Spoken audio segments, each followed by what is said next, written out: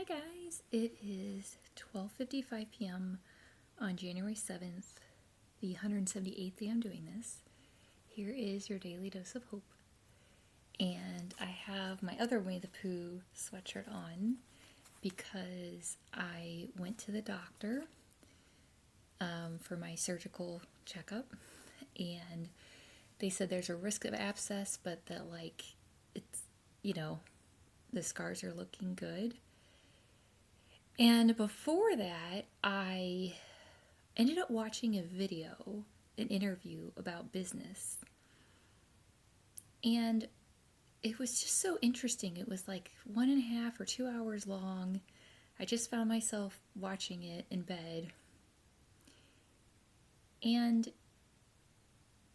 it just reiterated what I don't want, which is a good thing. It's really cool to expose yourself to different things and see, do they resonate with me and my highest needs or wants, or don't they?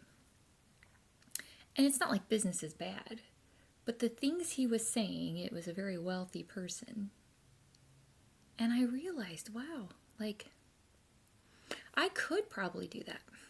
Technically, I'm very ambitious, actually. I'm very motivated. I'm smart, But I don't want to do that at the expense of this. And one of the things he said is, you're not going to see your kids, basically. And he was okay with that, and he said he was married, but then they separated for several years, and it was two men talking. And it was just an interesting perspective. It was like, wow.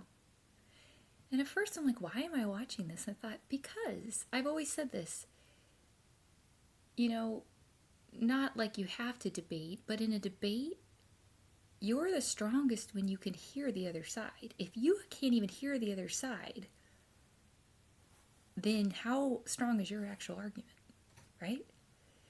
And this happened with my dad, where I had an opinion long, long time ago, and he didn't agree with it. So he sent me all these articles about why I was wrong, and I thought, but you do realize I could send the exact same amount of articles back. That's why it's a debate. That's, you find what you're looking for, So anyway, it was just an interesting experience, and I decided that this year for me personally is going to be about foundation and experimentation. So I'm building and protecting a foundation. So one of the things I told myself is, before I can do a video, even though I had my doctor's appointment already, I was like, I need to take a shower and I need to do a meditation. Those are part of my foundation. And I see how I let others, well, I don't even know if I ever got a chance to build a foundation, to be perfectly honest, but I really feel like I was in this race with everyone else, like this, just mass of people running, and I fell and broke both legs. So right now, there is not an option to keep running, right? And I also feel kind of like, even though I wasn't on drugs, almost like I was on drugs, and everyone around me is on drugs. But I overdosed. And so I'm just reminding myself, do not take that drug again. That drug will kill you, right? And then one more analogy I had today was like, if you have a 10-person business, so you have people you delegate to and you can count on and stuff, you're going to operate different than if you're a 1-person business, right? So anyway, it was just an interesting experience I had, where I'm watching this interview, I'm gleaning things from it, I'm gleaning value from it, and I realized the business strategies I use, just not in a business sense, but I use them with my daughter. One of the things was noise versus signal. And I was like, that really boils down to what is the most important. Now, they're talking in a business sense, but see, you can apply it to anything in your life. So Anyway, it was just exciting. And my daughter's going to be off early today. And yeah, I even connected with the person at the doctor's office. I don't know if I already said this, but that's okay. She said I was wearing a Winnie the Pooh sweatshirt. And she goes, "Oh, I love Winnie the Pooh." And, we were able to talk about that. And that's what I'm all about, is like true connections, happy connections with people. Kind of like, I think my goal is to be the eye of the storm. And that starts internally, and that starts with me making sure I take care of myself so I can continue to be the eye of the storm for other people, It's such a paradigm shift. I can't even describe it. But it's also like, wow, this year I get to figure out what aligns with me, what resonates with me, what actually makes me happy, right? And like right now I'm sitting in silence, which I don't know if I could have done a couple months ago per se, and actually feel calmer. Now it could be because my body was diseased, it still is, but it's irrelevant. It's more of when you come face to face with death, it's like, okay, so that's the route you don't want to go anymore.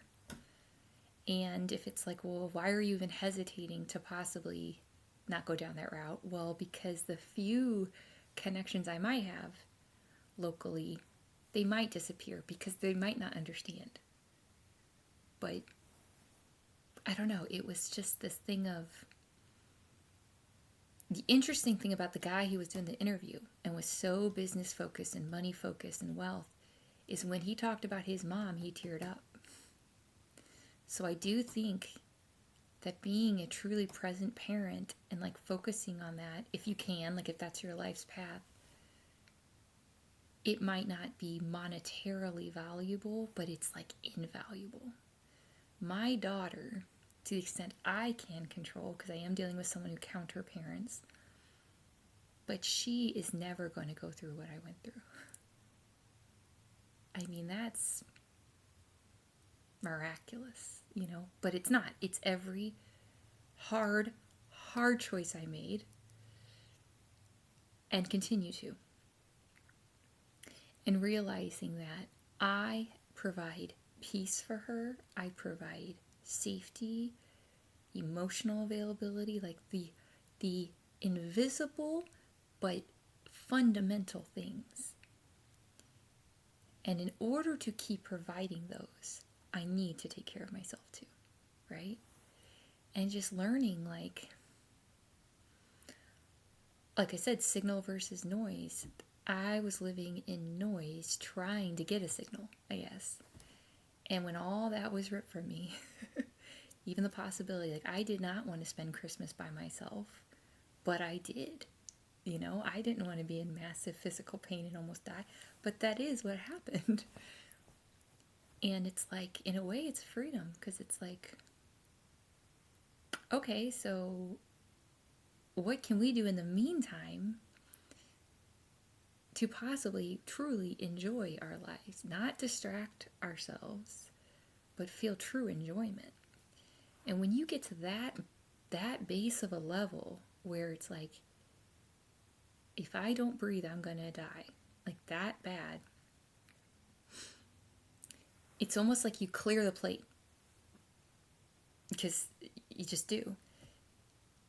And what I really am not going to do anymore is consciously kill myself.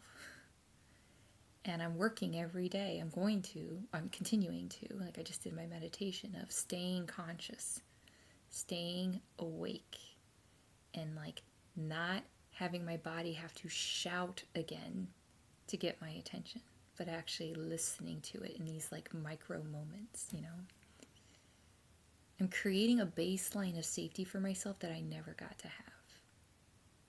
And as always, I share this in the hope it helps someone else. Like there's always hope.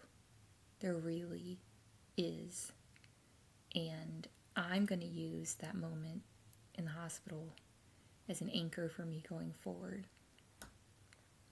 The plate was cleared.